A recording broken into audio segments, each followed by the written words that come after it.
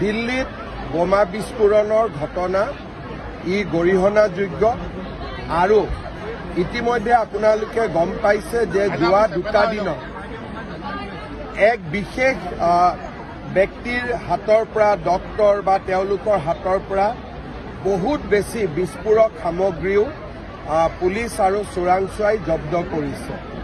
Definitely ডাঙৰ design এটা আছিলে।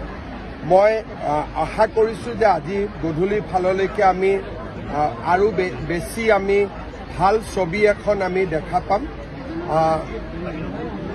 সকলো জনগণ একত্ৰিত হ'ব লাগিব, দেশত যাতে সন্ত্ৰাসবাদে আকৌ মূৰ দাঙি উঠিব নোৱাৰে।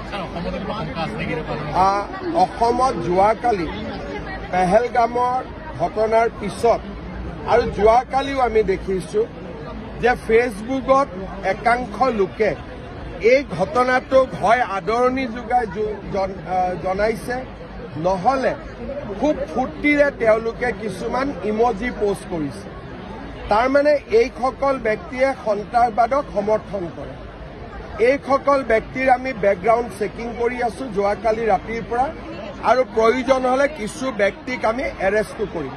কাৰণ অসমত যাতে সন্ত্ৰাসবাদে কোনো কাৰণতে মূৰ দাঙি উঠিব নোৱাৰে আৰু তেওঁলোকে উৎসাহো যাতে পাব নোৱাৰে, তাৰ কাৰণে আমি কঠোৰ হ'বই লাগিব।